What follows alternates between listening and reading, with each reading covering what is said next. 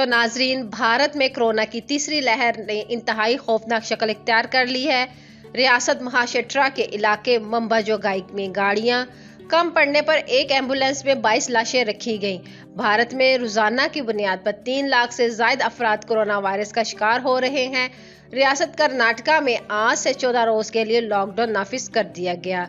कर्नाटका में पाबंदियां 10 मई तक बरकरार रहेंगी। भारतीय रियासत असम में भी 1 मई तक रात का कर्फ्यू नाफिज कर दिया गया है, जबकि गुजरात के शहर सूरत के अस्पतालों में ऑक्सीजन की शदीद किल्लत का सामना करना पड़ रहा है।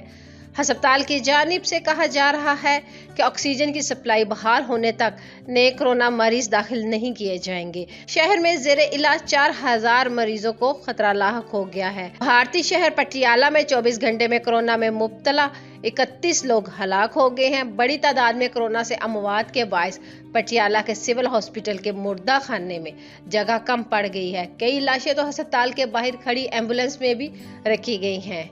तो नाजरीन, इस वीडियो को लेकर आपकी क्या राय है? अपनी कीमती राय का इज़हार नीचे कमेंट सेक्शन में ज़रूर करिएगा।